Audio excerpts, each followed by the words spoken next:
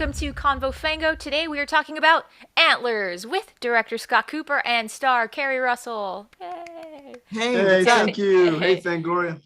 Thanks for chatting with us today, guys. Of course, happy to be here. So Antlers is based on Nick and Tosca's short story, The Quiet Boy. Can you tell us a little bit Yes. about what Antlers is about? Yeah. Well, I wasn't familiar with Nick's work, and Guillermo del Toro approached me and said, "Your last three films have been horror films, and nobody knows it. Would you consider actually directing a horror film?" I said, "Yes, I love the genre. Many of my favorite films are horror films." He introduced me to Nick's really wonderful short story about a young boy who is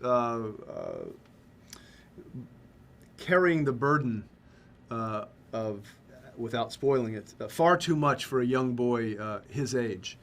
And a young boy who's dealing with emotional trauma, um, who really, his goals in life are duty and self-preservation when you ultimately see the film. So it was really about finding the right young boy to represent what Nick wrote in that really lovely and haunting short story. The movie itself is very haunting as well. It's bleak and haunting to put it lightly, I'll say. Yes, it is. Uh, Yes. Keri, what drew you to the project? Well, I wanted to work with Scott. Like, I'm a fan of his films.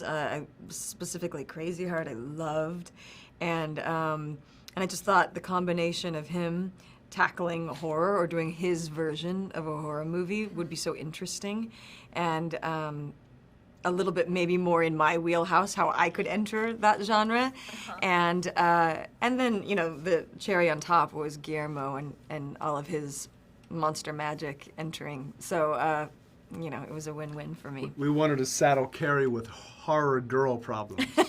That's right. you know. Nice. Achieved. Definitely achieved. Yeah. Thanks for that little callback. That was cool. What was it like working with Del Toro as a producer? I mean, imagine when friggin' Guillermo del Toro says like, "Hey, I love your work. Would you love to direct something?" What are you gonna say other than "fuck yeah"? Yeah, there was a Yeah. fuck yeah on there, and Yeah. and also he's the fourth director who's also produced my films. Robert Duvall produced Crazy Heart, who's directed several films. He produced that. Ridley and Tony Scott produced Out of the Furnace, and now Guillermo. So I think, working with those men in particular, they understand what a director's going through with every phase. As I'm writing the screenplay, to along with Guillermo creating this Wendigo, and then shooting, casting. So often when you're cutting a film, you're kind of flying snowblind because you're so close to the material, and then another director can come in and look at it and say, "Oh, well, perhaps this could be cut," or maybe you didn't explore this. And Christian Bale did the same thing; he came in as well. But working with Guillermo was a dream because he's so generous with his time and his ideas and his expansive filmic knowledge. And truthfully, my sensibilities and Guillermo's are quite different. And it's a miracle that any of this worked. That lends itself to something, though. You know what I mean? When you have different perspectives coming together, that's not nearly as fun as if you guys were just like, we're envisioning the same exact thing. Like, Well, what's no, and born he from said that? that to me. He said, "I don't want someone who only directs horror films to direct this." And he said, No. "This should play as a double bill with Out of the Furnace." And alas, Mhm. maybe it will. Yeah. Ta-da! Yeah. Ta-da.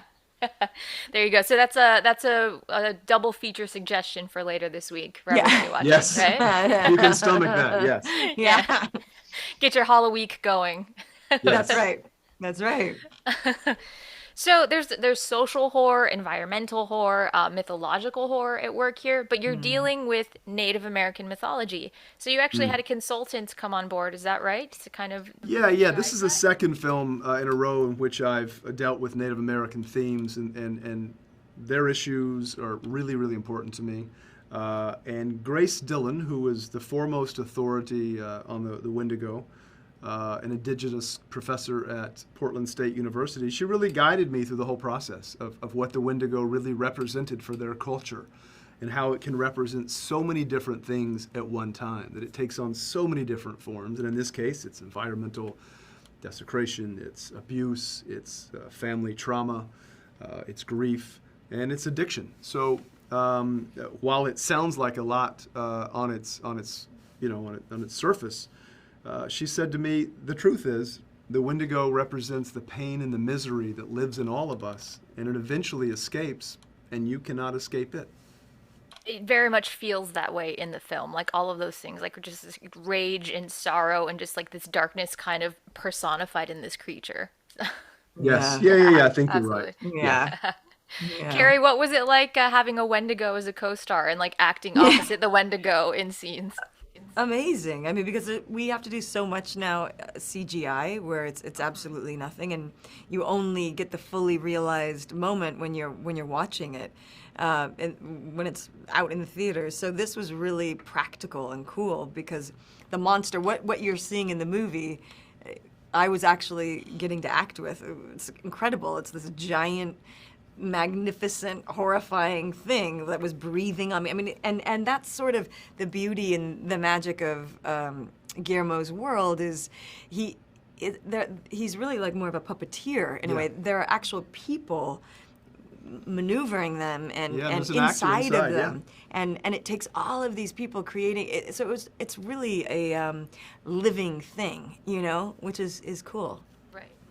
I imagine that has to be a treat as an actor, because they're creating this world for you to inhabit and react to, rather than like a spandex suit to be like, okay, let me imagine something horrific.